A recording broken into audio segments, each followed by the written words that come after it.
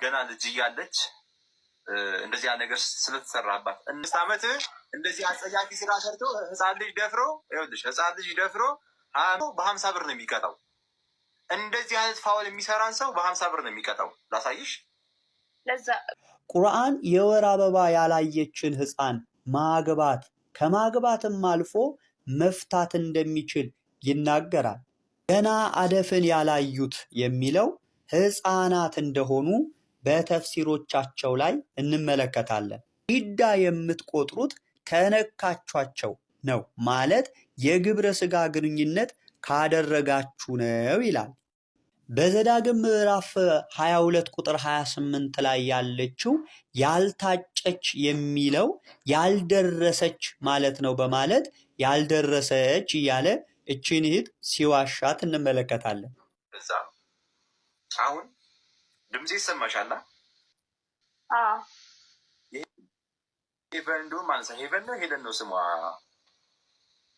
ባይደው ሄቨን ችግር የለም። አሁን ከሱ ጋር አንድ ትምህርት ስለሚሆን ላንሰው። አሁን ሄቨን ያ ነገር በሷ ሲከሰት ተቃውመናል፣ አዝነናል። ኦኬ እንደ ሰው ማለት ነው። ለምን ገና ልጅ እያለች እንደዚያ ነገር ስለተሰራባት እና እሱ ብቻ አይደለም ያዘነ እሱ ብቻ አይደለም ያሳዝነን የተሰጠው ፍርድ አይደለ? ፍርዱ ትክክል አይደለም ብለን ተቃውሞ አቅርበናል። እንደ ሰው ማለት ነው፣ እንደ ህዝብ፣ እንደ ኢትዮጵያ ህዝብ ማለት ነው። ኦኬ ስንት ዓመት ነው የተፈረደበት? 25 ዓመት አይደል? አነሰ ብለን ነው አይደለ? አነሰ ብለን ነው የተቃወም ነው። አዎ ካደረገው ነገር አንፃር 25 ዓመት እንደዚህ አጸያፊ ስራ ሰርቶ ህፃን ልጅ ደፍሮ ይኸውልሽ፣ ህፃን ልጅ ደፍሮ 25 ዓመት ብቻ ለሱ ፍርድ መስጠቱ አነሰ ብለን ነው አይደለ የተቃወም ነው። በጣም ጥሩ። መጽሐፍ ቅዱስ ደግሞ ከ25 ዓመትም አንሶ በ50 ብር ነው የሚቀጣው። እንደዚህ አይነት ፋውል የሚሰራን ሰው በ50 ብር ነው የሚቀጣው። ላሳይሽ። በዛ አሁን እዚህ ጋር ማለት ነው በዛ ጊዜ ነው። አሁን ቅድም ምን አልከኝ? በዛ ጊዜ ነው አልከኝ። አሁን ደግሞ በዛ ጊዜ ነው። እንግዲህ የሙስሊም እምነት ተሟጋች ነን የሚሉ ወገኖች ከክርስቲያን ወንድሞች በእውቀት ላይ የተመሰረተ ውይይት ሸሽተው ጌም ሊጫወቱ የሚገቡ በእውቀት ያነሱ ናቸው ብለው የሚያስቡትን በውሸት በማደናገር ሙስሊሞችን ማሻአላህ እያስባሉ ነው። ይህችን እህት በአገራችን በቅርቡ በተደረገው የህፃን ፌበን ግፍ ሙስሊሞች እጅግ እንደሚቃወሙት ካመለከታት በኋላ እንዲህ አይነት ድርጊት የሰራውን ሰው መጽሐፍ ቅዱስ እጅግ አነስተኛ ቅጣት እንደሚቀጣ ላሳይሽ ይላታል።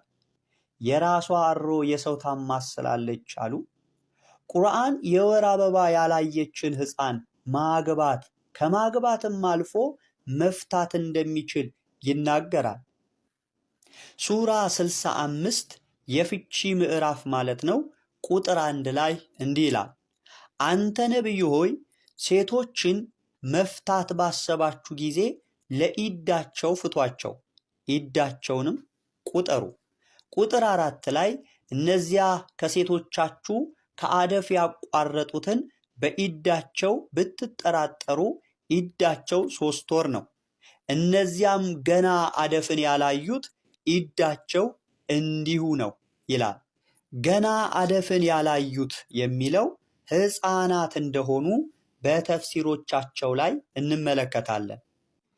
ሙስሊም ወገኖቻችን ይህንን ሲሰሙ ሊያገባት ይችላል ግን አይደርስባትም ወይም የግብረ ስጋ ግንኙነት አያደርጉም ይላሉ። ቁርአኑ ግን ኢዳ የሚቆጠረው እንዲህ ከሆነ ነው ይለናል። በሱራ 33 የአሕዛብ ምዕራፍ ማለት ነው ቁጥር 30 ላይ ኢዳ የምትቆጥሩት ከነካቿቸው ነው ማለት የግብረ ስጋ ግንኙነት ካደረጋችሁ ነው ይላል።